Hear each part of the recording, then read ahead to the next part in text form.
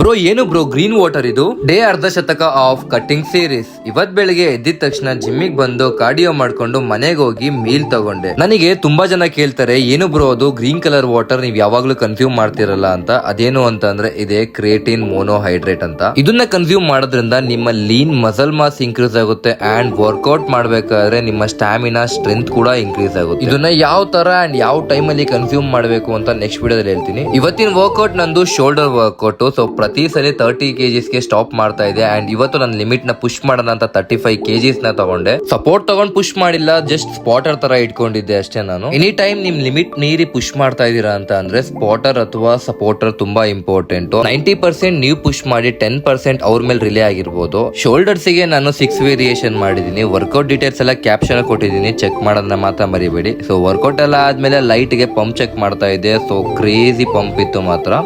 ಎಲ್ಲ ಆದ್ಮೇಲೆ whey protein ತಗೊಂಡು ಅರ್ಧ ಗಂಟೆ ಕಾರ್ಡಿಯೋ ಮಾಡ್ಕೊಂಡು ಮನೆಗ್ ಬಂದು ಗ್ರೀನ್ ಕಲರ್ ವಾಟರ್ ಕುಡ್ದು ನನ್ ಡೇನ ಎಂಡ್ ಮಾಡಿದೆ. ಇವತ್ತಿಗೆ ಮಾಡಿದ್ದೆಲ್ಲ ಇಷ್ಟೇ. ನಾಳೆ ಸಿಗುವ. ಅಂಟಿಲ್ ದೆನ್ ಟೇಕ್ ಕೇರ್, ಬಾಯ್.